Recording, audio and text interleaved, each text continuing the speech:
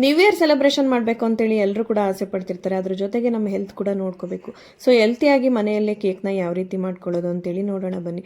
ಯಾರೆಲ್ಲ ಸೆಲೆಬ್ರೇಷನ್ ಮಾಡ್ತಿರ್ತೀರಾ ಅವರಿಗೆ ಈ ವಿಡಿಯೋ ತುಂಬಾ ಯೂಸ್ಫುಲ್ ಅಂತ ಅನ್ಕೊಂತೀನಿ. ನ್ಯೂ ಇಯರ್ ಸೆಲೆಬ್ರೇಷನ್ ಮಾಡೋದಕ್ಕೆ ಇನ್ನೂ ತುಂಬಾನೇ ಟೈಮ್ ಇದೆ. ಹಾಫ್ ಅನ್ ಅವರ್ ಟೈಮಲ್ಲಿ ಮನೆಯಲ್ಲಿರುವಂಥ ಐಟಮ್ಸ್ನ ಯೂಸ್ ಮಾಡಿಕೊಂಡು ಹೆಲ್ತಿಯಾಗಿ ಯಾವ ರೀತಿ ಕೇಕ್ ಮಾಡ್ಕೊಳ್ಳೋದು ಅಂತೇಳಿ ನೋಡಿ. ಸೊ ನಾನು ಯಾವುದೆಲ್ಲ ಇಂಗ್ರೀಡಿಯೆಂಟ್ಸ್ನ ಎಷ್ಟು ಪ್ರಮಾಣದಲ್ಲಿ ತೊಗೊಂಡಿದ್ದೀನಿ ಅಂತೇಳಿ ಸ್ಕ್ರೀನ್ ಮೇಲೆ ಮೆನ್ಷನ್ ಮಾಡಿದ್ದೀನಿ. ಬೇಕು ಅಂತ ಹೇಳಿದ್ರೆ ಸ್ಕ್ರೀನ್ಶಾಟ್ನ ತೊಗೊಳ್ಳಿ. ಗೋಧಿ ಹಿಟ್ಟು, milk powder, baking soda, baking powder, 1 ಚಿಟಿಕೆ ಸಾಲ್ಟ್ನ ಸೇರಿಸ್ಕೊಂಡು ಜರಡಿ ಇಟ್ಕೊಂಡಿದ್ದೀನಿ.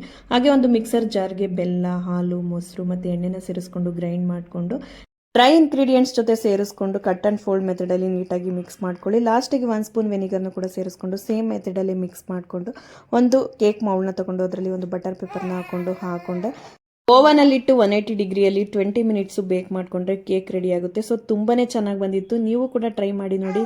ನಾನಂತೂ ಎಕ್ಸ್ಪೆಕ್ಟೇ ಮಾಡಿರಲಿಲ್ಲ ಈ ಥರ ಬರುತ್ತೆ ಅಂತ ಹೇಳಿ.